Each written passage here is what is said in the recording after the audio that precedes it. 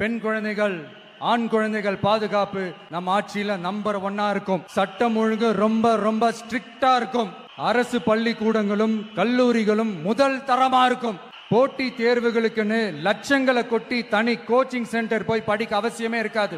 ஏன்னா government school college சிலபஸே போட்டி தேர்வுகளை ஈஸியா சந்திக்கிற வகையில் அந்த ஸ்டாண்டர்டுக்கு ஏத்த மாதிரி அமைக்கப்படும். உயர்நிலை பள்ளி பாடத்திட்டங்களிலேயே அடிப்படை அரசியல் சாசன சட்டம் சேர்க்கப்படும்.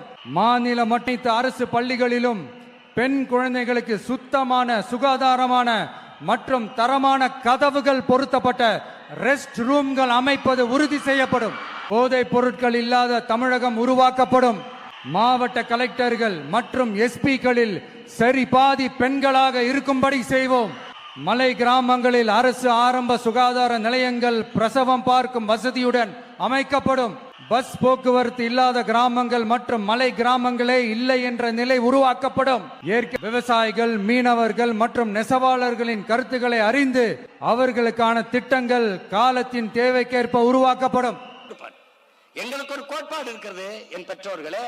நீர், வயிறு, நீரு, வயிறு, உயிர், அறிவு, பயன், வளர்ச்சி, இதுதான் எங்களுடைய ஆட்சி முறை. நீர் என்ன? நீர்வள பெருக்கம், நீர் இன்றி அமையாத உலகு, தண்ணீரின் தேவையில் தன்னிறைவு எங்கள் திட்டம். நீர் வந்துச்சா அதுக்கப்புறம் வயிறு, பசி, பசி வந்தால் 10 பறந்து போகும். அப்ப என்ன பண்ணுவோம்? பசி என்ற சொல் என் தேசத்தில் இல்லாம ஒழிக்கணும். என்ன பண்ணுவாய் சீமான்? நானே வேளாண்மை செஞ்சிருவேன். வேளாண்மை அரசு பணியாக மாற்றிடுவேன். தற்சார்பு பசுமை தாய்மை பொருளாதார கொள்கையை முன்னிறுத்திடுவேன்.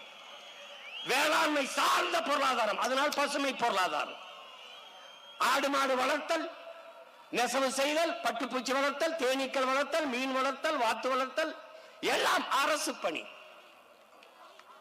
பனை சார்ந்த தொழில், தென்னை சார்ந்த தொழில், நிலமும் வளமும் சார்ந்த தொழிற்சாலை, வேலை வாய்ப்பு, வளர்ச்சி. உன்னுடைய தொழிற்சாலை காற்றை நஞ்சாக்கும், நீரை நஞ்சாக்கும், நிலத்தை நஞ்சாக்கும். என்னுடைய தொழிற்சாலை எதையும் செய்யாது, எந்த கேடையும் விளைவிக்காது. அவனவன் வாழ்விடத்திலே அரசு பணியை கொடுத்துருவேன்.